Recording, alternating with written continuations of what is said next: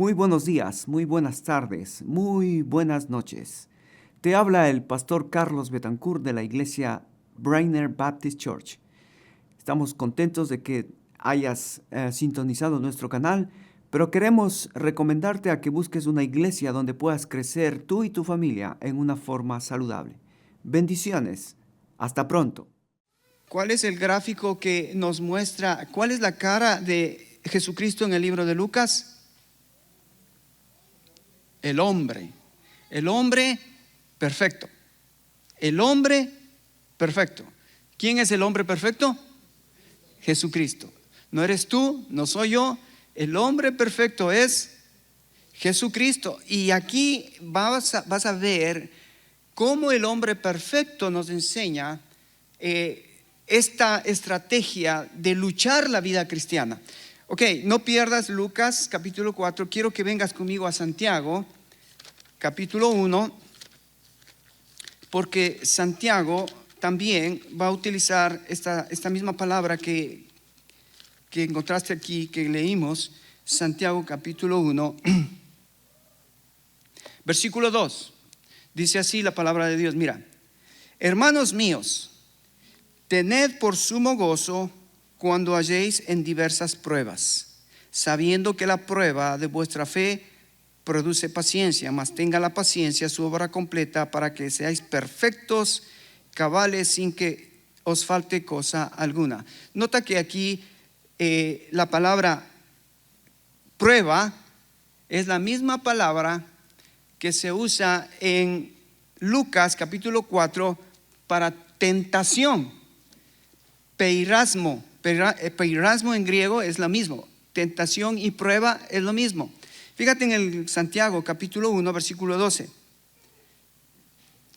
Santiago 1:12 dice: bienaventurado el varón que soporta la tentación.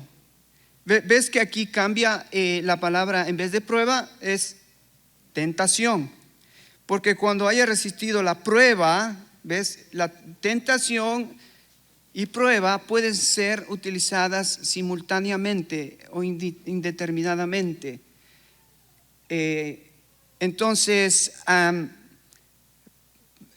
vamos a aclarar cuándo se usa prueba y cuándo se usa tentación en la Biblia.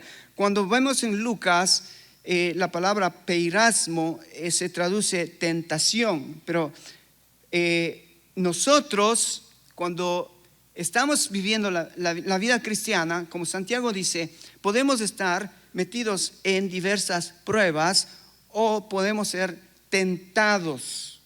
Entonces vamos a tratar de primero hacer una diferencia en lo que es una tentación y lo que es una prueba, para poder entender lo que está pasando con Jesucristo.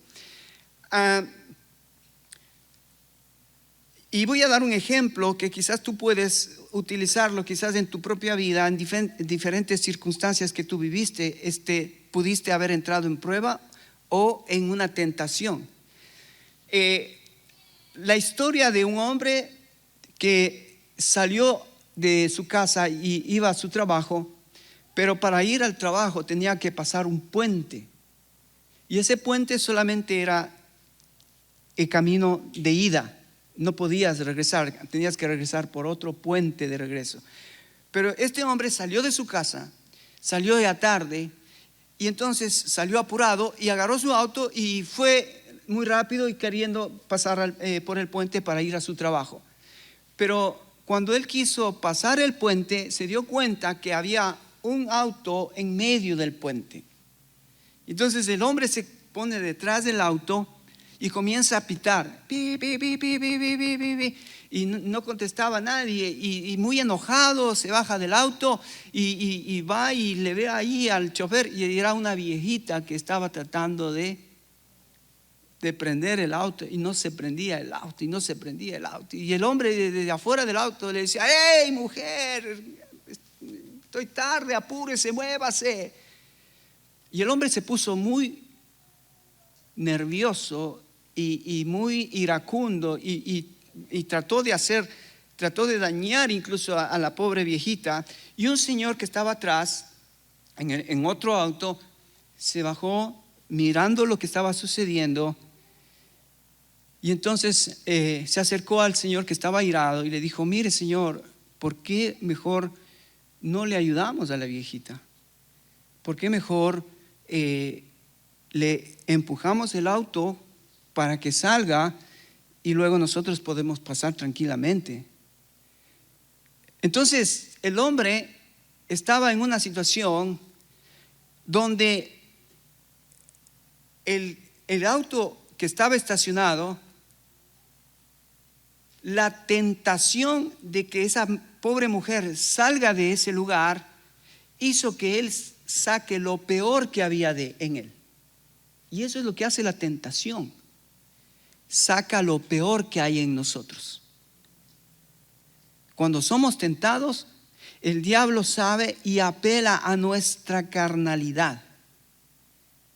Y si nosotros no estamos conscientes, y si nosotros no estamos como Jesucristo armado para enfrentar la tentación, vamos a caer en la tentación. Pero la tentación en sí no es pecado.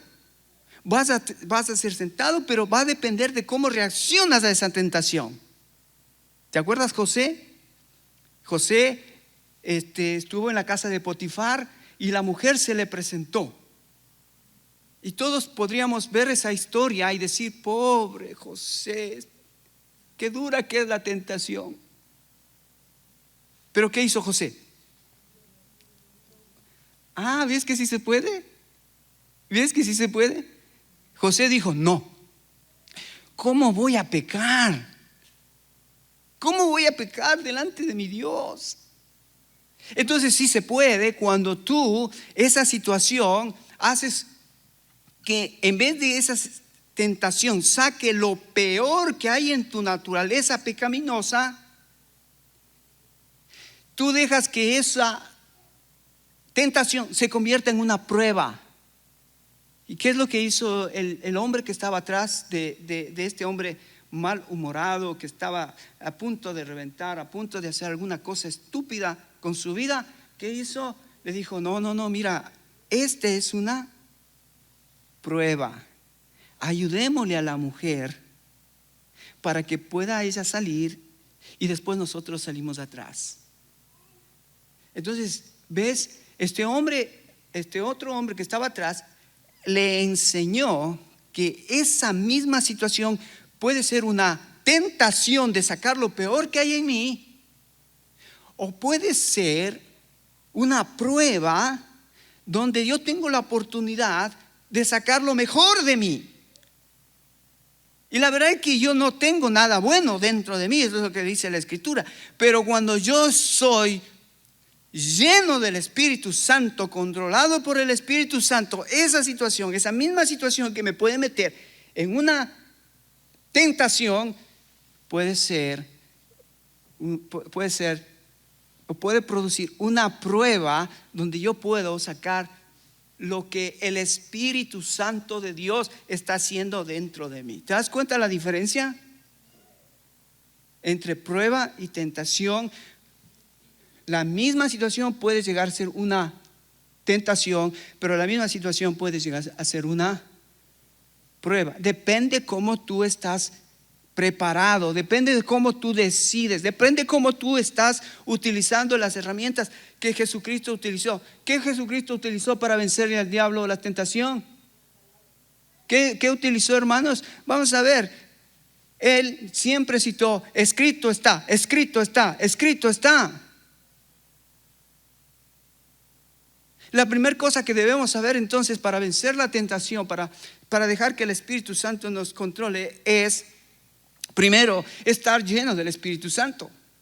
Y para estar lleno del Espíritu Santo, la única forma de estar lleno del Espíritu Santo es que estés vaciado de tu carnalidad. Y ese es el gran problema. Ese es el gran problema. Que nosotros no nos damos cuenta, pero nosotros, aunque ya somos cristianos, todavía estamos luchando con esa tendencia carnal pecaminosa que está en nuestros miembros. Entonces no importa que si eres cristiano 1 año, 2 años, 10 años, los años que sea, siempre va a haber una lucha con la naturaleza pecaminosa carnal.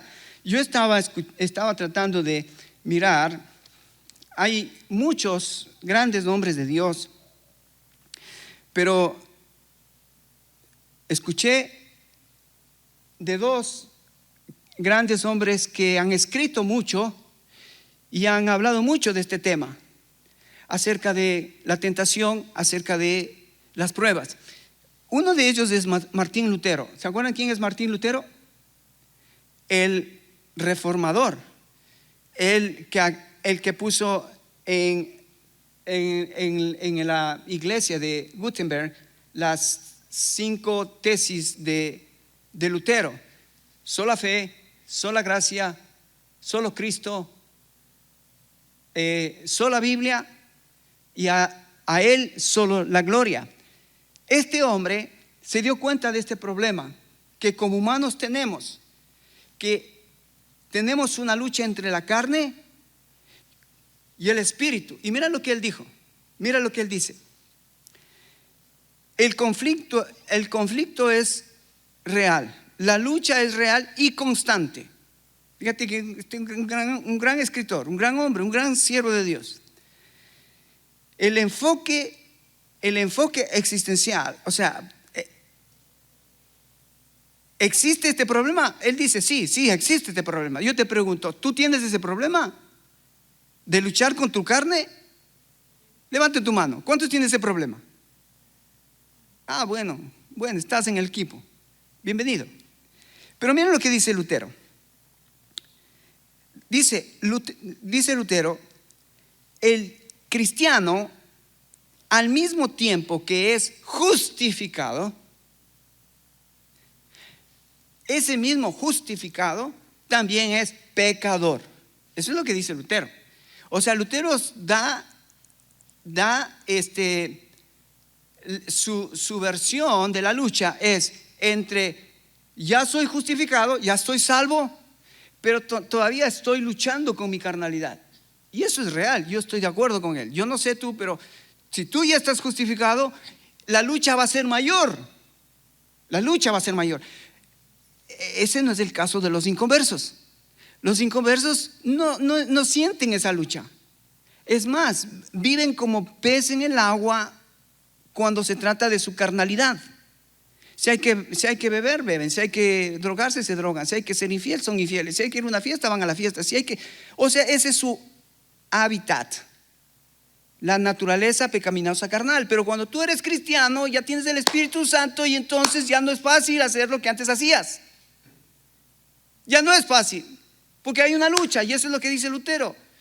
El cristiano es el único que puede experimentar esta lucha.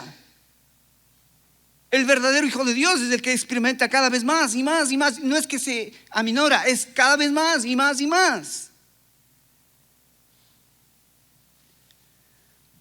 Entonces Lutero dice que la carne es la naturaleza caída que lucha contra el espíritu, incluso en el creyente regenerado. O sea que otra vez yo estoy de acuerdo con Lutero, que no es que si yo soy creyente ya no voy a luchar, ya no voy a tener problemas con la tentación, con las pruebas. No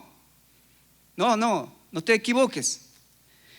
Lutero también dice que esta lucha va a continuar, es real, es dolorosa, y subraya la dependencia diaria de la gracia de Dios a la que tengo que ir todos los días. Ese es el gran problema, que si yo en mi vida espiritual no estoy luchando para ir a la gracia, porque dice que donde abunda el pecado, sobreabunda la gracia de Dios. Eso es maravilloso. Yo estoy de acuerdo con Lutero.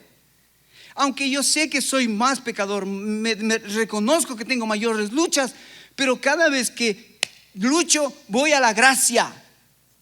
Y es en la gracia donde yo puedo, digamos, encontrar victoria. Porque cuando yo entiendo la gracia, confieso, me arrepiento y comienzo a hacer un trabajo en mi mente, de transformación de mi mente. de ese pecado, de esa circunstancia donde estoy luchando. Eso es lo que dice Lutero, que es una lucha continua, real, dolorosa, y subraya la dependencia diaria de la gracia de Dios. Y Lutero toma Romanos capítulo 7, donde él ve la lucha del apóstol Pablo. ¿Te acuerdas lo que dice Pablo en ese capítulo? Dice, porque lo bueno que quiero hacer, no lo hago. Porque me doy cuenta que dentro de mí hay algo que me lleva a hacer lo malo. El cristiano nunca está sin pecado, pero Dios, esto es importante entender, hermano, el cristiano nunca está sin pecado. El tema es este, que siempre que vamos a caminar la vida cristiana, como ya hay hijos de Dios justificados, nos vamos a ensuciar. Es como los judíos, por ejemplo, cuando ellos tenían una costumbre. Cuando ellos llegaban a una casa, el anfitrión de la casa, ¿sabes lo que hacía? Para hacerle sentir bien al huésped, le limpiaba los pies, le lavaba los pies. Entonces el huésped llegaba a la casa y al ser lavado estaba limpio, cómodo. Bueno, tú como cristiano vamos a salir a la vida diaria, y en ese salir, en ese caminar, te vas a ensuciar. ¿Y cómo nos limpiamos? ¿Cómo nos limpiamos? 1 Juan 1:9, si confesamos nuestros pecados, Él es fiel y justo para perdonarnos y limpiarnos. Pero ahí queda todo, ahí termina todo. No, queda el arrepentimiento. ¿Qué es el arrepentimiento? Es cuando confesaste tu pecado, cambia tu mente de ese pecado, porque de lo contrario vas a volver a reincidir en ese pecado. Entonces, no es cuestión solo de confesión, pero arrepentimiento. La confesión y el arrepentimiento son muy importantes. Entonces, en tu vida cristiana va a suceder eso, hermano. Vas a tener que venir delante de Dios, decirle a Dios cuál es la lucha que estás teniendo. Si has caído en el pecado, arrepiéntete. Primero confiesa tu pecado, luego arrepiéntete, y enseguida vas a ver que lo que va a tener como resultado una persona que confiesa, se arrepiente, ¿sabes qué va a pasar? Cambias de conducta. Cambias de conducta. A veces estamos interesados en que la gente cambie la conducta sin hacer las dos cosas primeras. Por eso es que tenemos tantos problemas en las iglesias, porque estamos tratando de al hermano hacerle que cambie la conducta. No, tienes que cambiar, tienes que confesar primero tu pecado, arrepentirte de tu pecado, y tu conducta va a cambiar. Si a una persona que le detectamos que tiene problemas de alcoholismo, le decimos, hermano, deja de beber, deja de gastar el dinero, deja de dar ese mal testimonio, estamos yendo a la conducta, a la parte externa, estamos yendo al exterior de lo que vemos nosotros. Pero el problema de él no es el alcohol, no es lo que él hace, no es su conducta. El problema es lo que él piensa dentro de su mente, de su corazón, qué es lo que él ama. Ese es el gran problema. Por eso es que nosotros debemos alentar a los hermanos: confiesa tu pecado, pero primero sea honesto y sincero con Dios. ¿Cuál es tu pecado? Arrepiente de tu pecado, y entonces tu conducta va a cambiar. Ok, entonces Lutero, este hombre, nos aclara muy bien el tema de esta lucha. Ahora, ¿qué dice Calvino? Juan Calvino es el que siguió a Lutero. Él fue un discípulo de Lutero. Escribió muchas cosas hermosas que tienen que ver con la teología sistemática que ahora tenemos. O sea, ¿qué significa eso? Que ahora podemos nosotros, por ejemplo, saber cosas de Dios el Padre. ¿Qué dice la Biblia sobre Dios el Padre? ¿Qué dice la Biblia sobre Dios el Hijo? ¿Qué dice la Biblia sobre Dios el Espíritu Santo? ¿Qué dice la Biblia acerca del hombre pecador? ¿Qué dice la Biblia sobre el infierno? O sea, estos hombres realmente se sentaron a hacer un estudio sistemático a través de toda la Biblia de esos puntos que necesitamos conocer y saber. qué fabuloso. Me encantan estos hombres, me encantan estas personas que han mostrado un amor, un deseo de conocer realmente con un compromiso de Dios. Hoy la gente ni trae su Biblia. ¿Trajiste tu Biblia? Levanta tu Biblia. Levanta tu Biblia. Una Biblia ahí. Una Biblia ahí. ¿Y tu Biblia? ¿Tu Biblia? Mira, pero estos hombres amaban la palabra, como Jesús amaba la palabra. Pero mira lo que dice Calvino.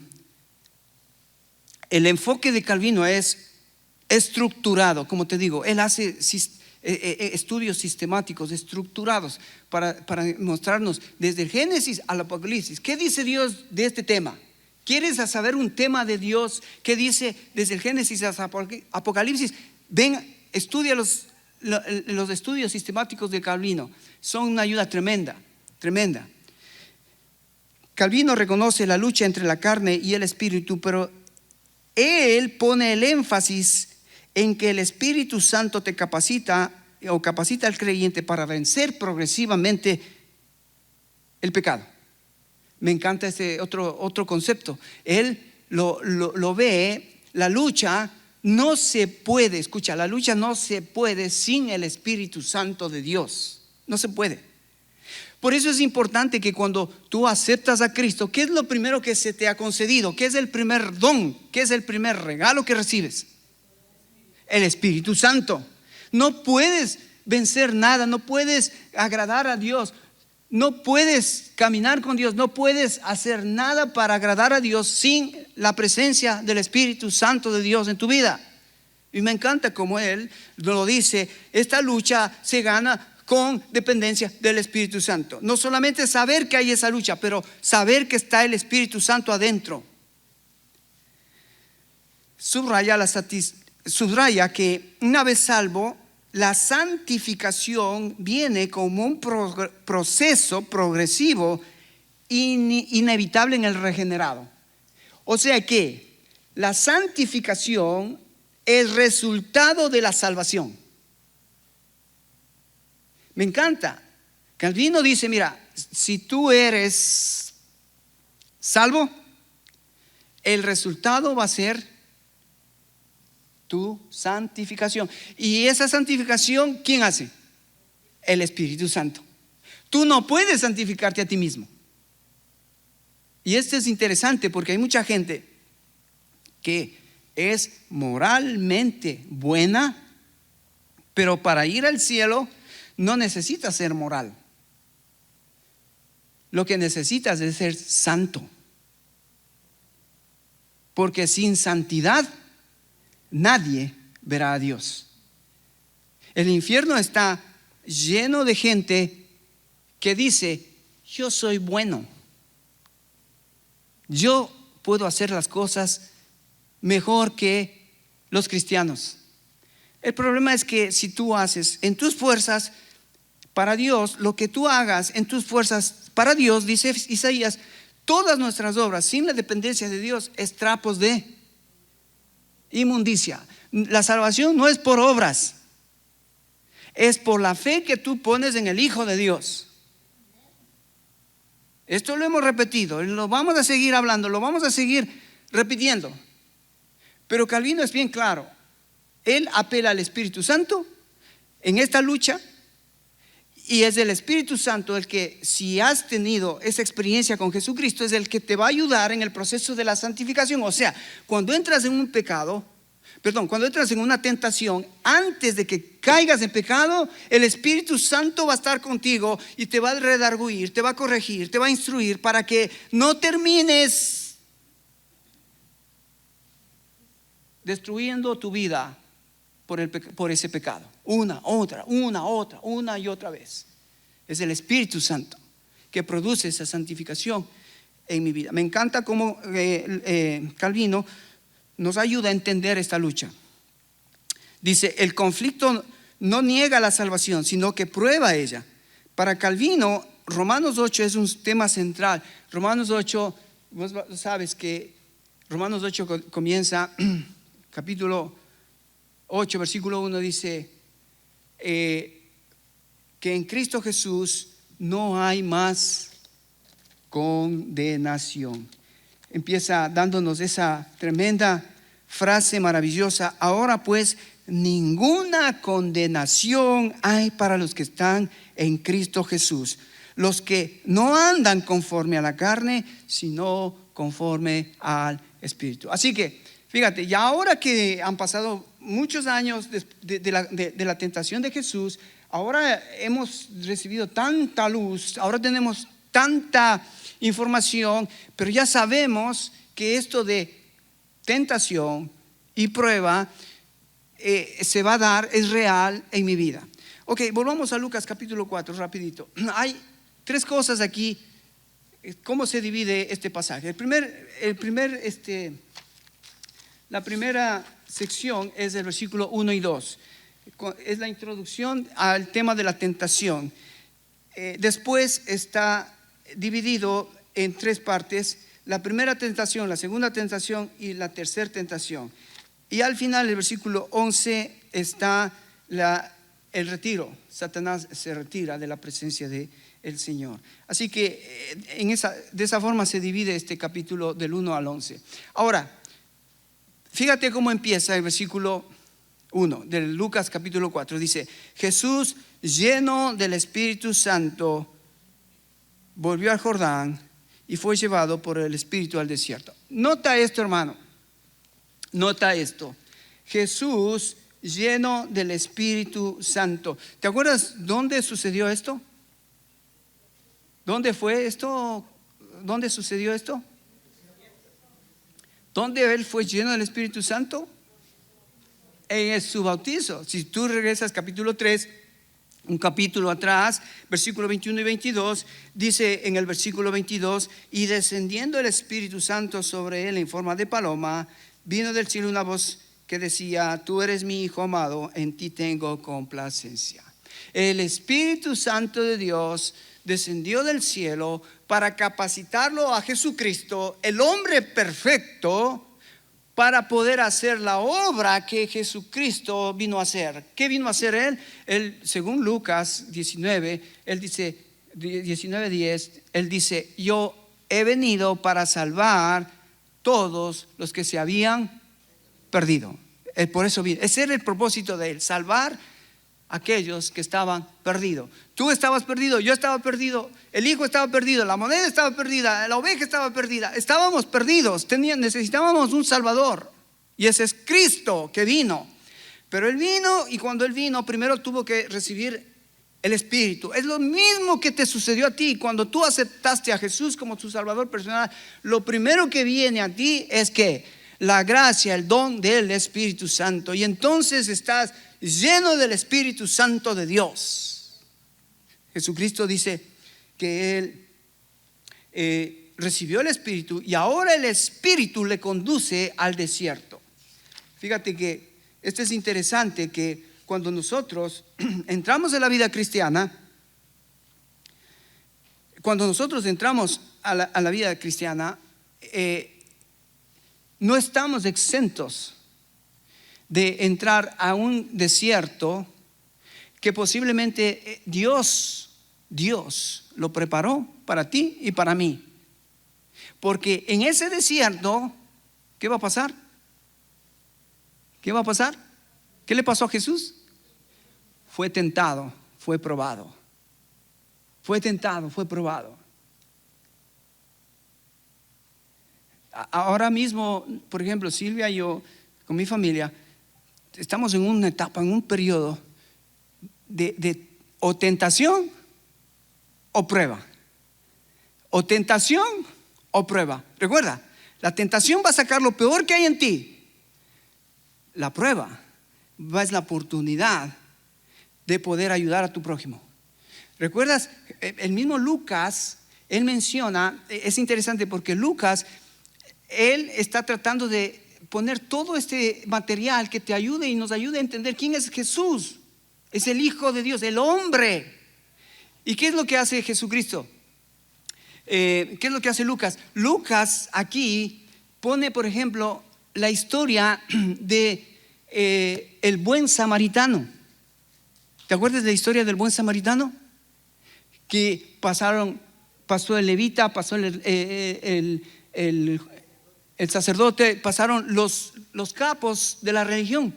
Pasaron y vieron al samaritano en el camino sangrando y no hicieron nada. Más bien se asustaron y saltaron el pobre hombre que estaba muriéndose y siguieron su camino. Pero dice, vino un samaritano, uno que no era nada que ver con la religión, uno que no tenía nada que ver con nada, y dice que se hizo cargo del hombre que estaba en el camino. Entonces lo que Lucas está haciendo es mostrarnos al hombre, cómo el hombre perfecto actúa en medio de la tentación o en medio de la prueba, para que nosotros aprendamos de él.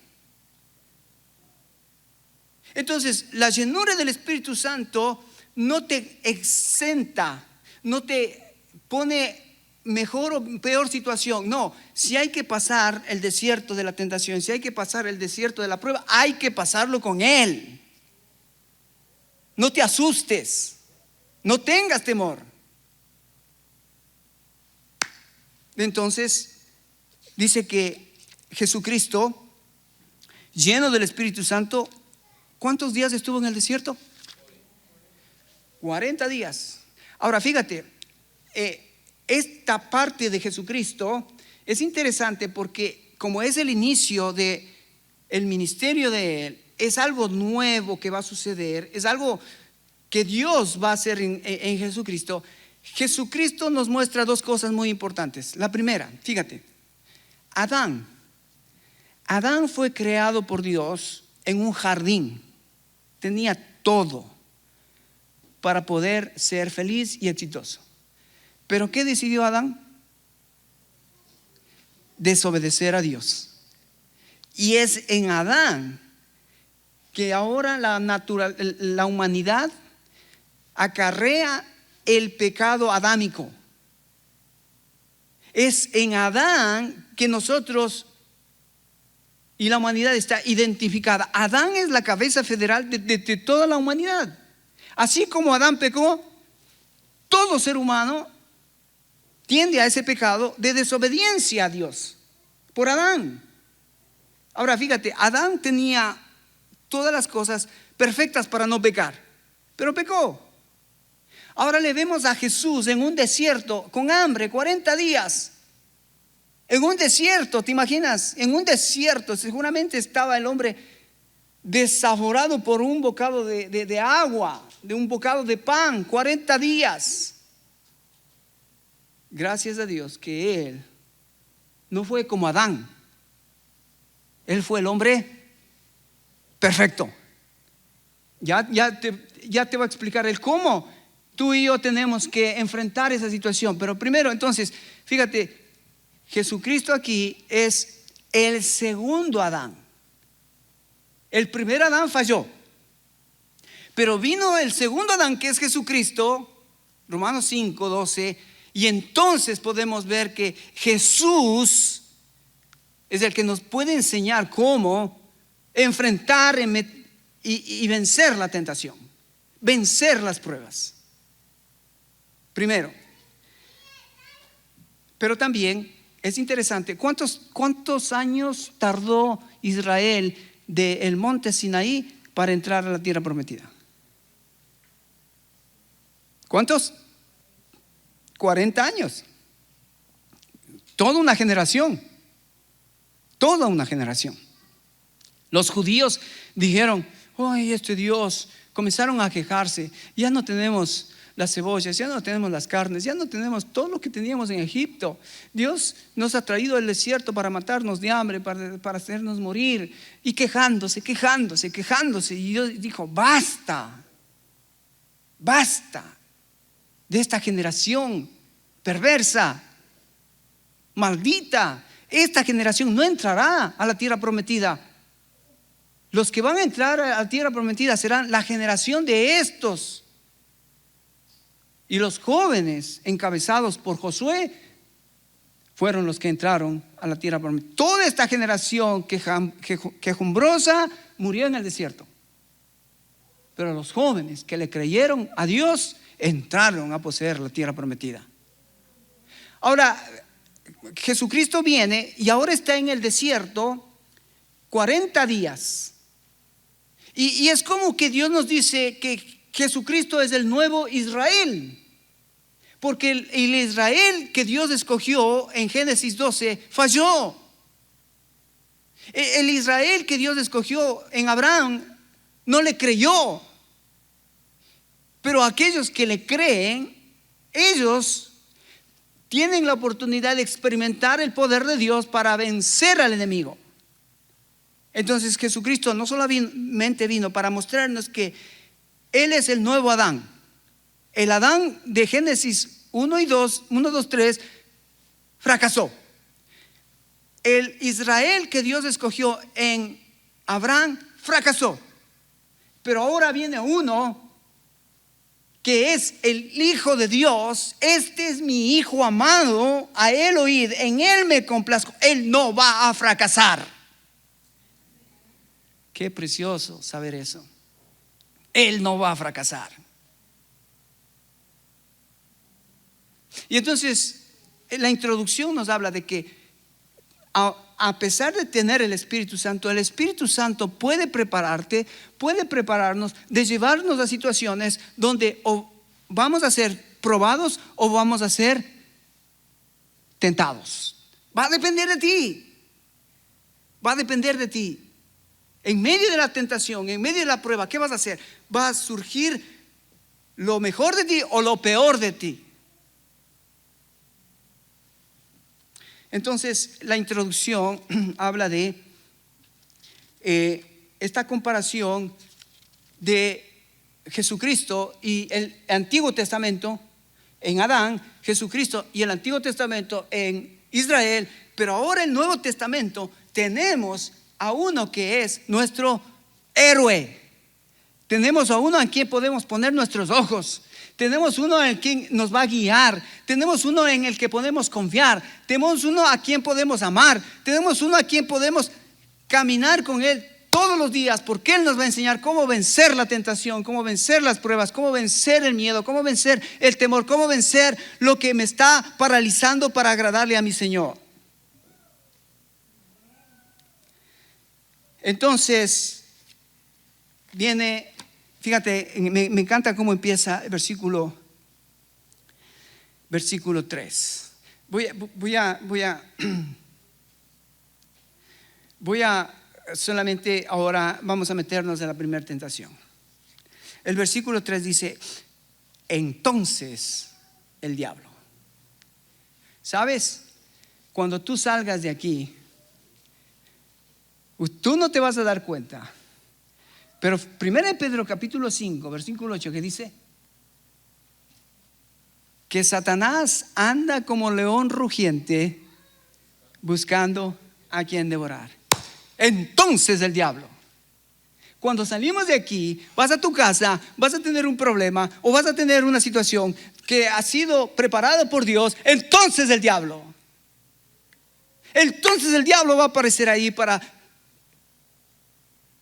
ponerte mentiras en la mente, para ponerte dudas en el corazón, para poder hacer que tu naturaleza pecaminosa reclame derechos, reclame cosas que tú crees que tienes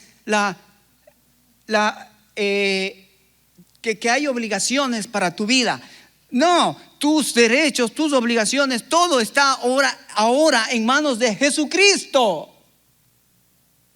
Pero entonces el diablo va a venir y te va a sorprender. Mira lo que te dijeron, mira lo que te hicieron, mira cómo es mira cómo te hacen. Entonces el diablo va a venir. Y justo, ¿sabes? En cosas como dice aquí, en necesidades básicas que tenemos. ¿Cuántos días estuvo Jesucristo en el desierto? 40 días. Ahora, quiero decirte un detalle que noté aquí. de los 40 días, en Mateo dice que Jesucristo, cuando estuvo en el desierto, estaba luchando con las fieras. Y dice el texto que estaba 40 días. Ahora, de los 40 días, hay solo 3 tentaciones que menciona Lucas. Yo creo que Jesucristo, al estar 40 días, constantemente 40 días estuvo siendo acechado y tratando de que Satanás hacerle caer a Jesucristo, el Hijo de Dios. 40 días. 40 días. A veces uno se dice, Señor, ya basta, ya no puedo, ya me cansé. Bueno, acuérdate, Jesucristo, 40 días, y todavía le faltaba la cruz. Todavía le faltaba el camino al Calvario. Todavía le faltaban los latigazos. Todavía le faltaba la espada del soldado en su costado. Todavía. Pero 40 días. Ahora, en 40 días, un hombre normal, ¿qué tiene? ¿Tiene hambre? ¿Tiene sed? O sea que uno podría decir, y claro, tenía derecho de que si el diablo le dice, si eres el Hijo de Dios, di que estas piedras se convierten en pan. ¿Qué tendría que hacer Jesucristo? Sí, Satanás, estoy de acuerdo contigo. Sí, Satanás, voy a hacer lo que tú me dices. Sí, Satanás, tengo derecho.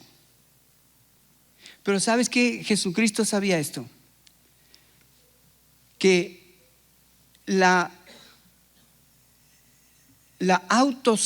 autosatisfacción sin la cruz no es agradable a Dios. ¿Escuchaste? La autosatisfacción. O sea, si tú tienes una necesidad, que es una necesidad notoria, básica, que es una necesidad, no, eso no justifica que tú satisfagas esa necesidad fuera de la voluntad de Dios, fuera de la aprobación de Dios. ¿Cuántas personas se han metido en tantos problemas, en deudas? Porque han dicho, tengo una necesidad. Y claro, necesito un carro nuevo, una casa nueva, una refri nueva. Y entonces, ¿qué hacen? Pues necesito. Pero, ¿y preguntaste a Dios? No, pero necesito. Ah, bueno. Entonces Dios queda a un lado de tu vida y sigue haciendo tu voluntad. Entonces, ¿cómo es que tú eres cristiano, dices que eres cristiano y pones a Cristo afuera de tu vida? ¿De qué cristianismo estamos hablando? Yo creo que es el peor insulto que podemos hacerle a Dios, decir, Señor, yo creo en Jesucristo, creo en tu Hijo, pero déjame hacer mi voluntad. Es el peor insulto que podemos hacer. ¿Cómo? ¿No es tu Salvador? ¿No es tu Señor? Entonces, ¿de qué estamos hablando? ¿Sabes? Una de las cosas que yo quiero repetir en este grupo, en la iglesia de Brainer, es: la iglesia es y pertenece y pertenecerá siempre a Jesucristo. La iglesia es de Jesucristo. Fíjate, cuando Adán, Dios preparó a su esposa, ¿de dónde lo sacó la esposa de Adán? De la costilla de Adán. Eva existe por Adán. Sin Adán no hubiese existido Eva, porque Eva salió de la costilla del hombre. ¿Sabes de dónde salió la iglesia? Del costado de Jesucristo. Cuando los soldados lo mataron, su costado se abrió, y de ese costado, y por esa muerte, y por ese sacrificio, y por ese dolor, y por ese sufrimiento, es que existe la iglesia. La iglesia es la esposa de Jesucristo.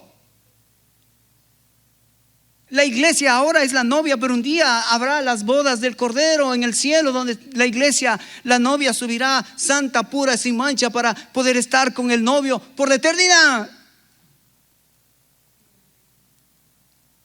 Me da mucha pena todavía. Hemos gastado tiempo, hemos gastado prédicas, hemos gastado enseñanza, hemos gastado tiempo para enseñarte que la iglesia pertenece a Jesucristo. No puedes tratar a la iglesia como un negocio, no puedes tratar a la iglesia como una organización, no puedes tratar a la iglesia como algo liviano. La iglesia pertenece a Cristo y tú tienes que saber cuál es el papel tuyo dentro del cuerpo de Cristo, de la familia de Cristo.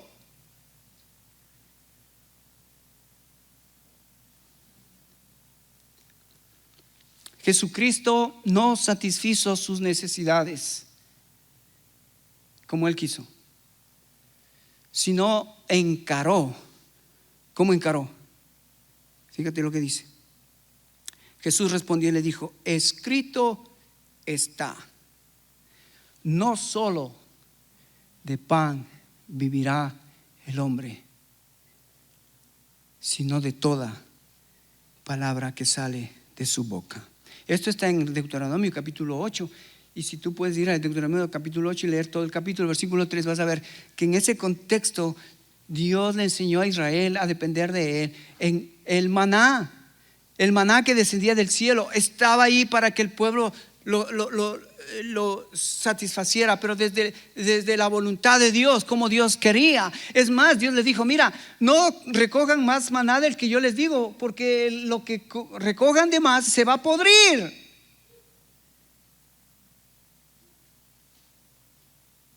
Eso es lo que tenemos que entender, que si yo no tengo una relación diaria con Dios, todo lo que yo he hecho en el pasado no me va a servir para el día de la tentación, para el día de la prueba.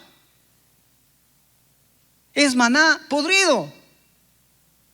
Es maná que está ahí, pero está en el pasado. El maná que te va a servir es lo que has tomado ese día para ti, y es ese maná fresco el que te va a ayudar a salir de esa tentación, de esa prueba. Hay algunos que dicen: no, ¿leíste la Biblia? No, ¿para qué? Ya me sé. Ya leí ese capítulo, ya leí ese versículo.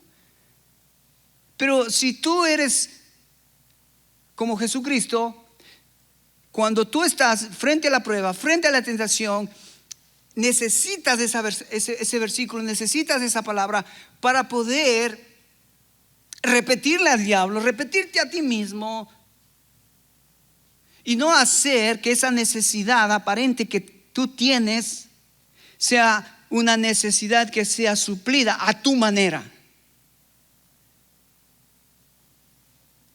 Jesucristo entonces nos habla de que satisfacer nuestras necesidades sin la cruz no le agrada a Dios. La segunda tentación es tener poder sin la cruz. No hay poder. Y la tercera tentación es manipularle a Dios sin cruz. No hay adoración verdadera. Escucha, la vida cristiana consiste en cómo nosotros nos movemos en nuestra vida a la luz de la cruz de Cristo. Cómo Jesucristo va iluminando mi vida, cómo la cruz de Cristo me va dando sabiduría para ir conquistando, triunfando en cada una de las situaciones que tengo que enfrentar en la vida. Terminamos aquí con esta frase que quiero terminar, la primera tentación. Jesús fue tentado mientras estaba lleno del Espíritu Santo. La tentación en sí no es pecado, pero cómo respondemos a ella revela quién gobierna nuestro corazón. ¿Escuchaste eso? Cómo respondemos a la tentación, cómo respondemos a la prueba, es lo que revela lo que hay dentro de mi corazón. Segunda cosa que en esta primera tentación vemos es: la identidad de Dios debe ser protegida. El enemigo atacará siempre la identidad. ¿Te acuerdas? En las tres tentaciones, ¿sabes lo que Satanás va a decir?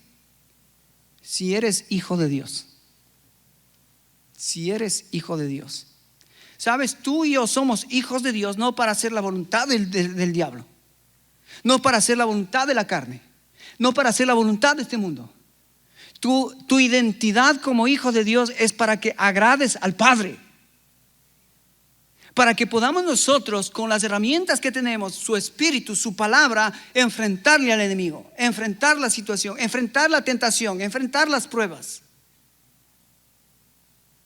Tu identidad tiene que ser protegida, porque de lo contrario tú vas a terminar cediendo a la identidad adámica. Porque acuérdate, en Adán somos pecadores, pero en Cristo somos justificados, somos hijos de Dios. Entonces tu identidad es importante cuando enfrentas la tentación, enfrentas la prueba. ¿En qué identidad vas a estar enfrentando? ¿Con qué identidad estás enfrentando? ¿Como hijo de Dios, como en Cristo o en Adán? Entonces la identidad es muy importante. La llenura del Espíritu Santo es importante. Las Escrituras es importante. Jesús no dialoga con el diablo, responde con la palabra. Por eso el cristiano debe conocer y aplicar bíblicamente las Escrituras. Acuérdate que el diablo también sabe las Escrituras, Pero ¿sabes qué?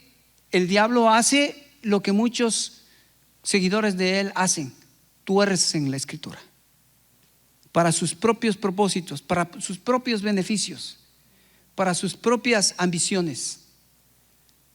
Satanás citó el Salmo 81, pero lo torció, no dijo la verdad. Y Jesucristo le dijo realmente de qué trata ese salmo. A Dios solo adorarás. De eso trata ese texto del Salmo 81. A Dios solo adorarás. No hay atajos al propósito de Dios. Satanás ofreció poder sin cruz, pero Jesús eligió el camino del sufrimiento y la obediencia.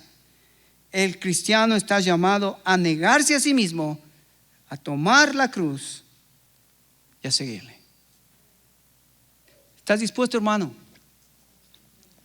¿Estás dispuesto a que nuestra vida cristiana, mientras caminamos en este mundo, mientras la lucha es real,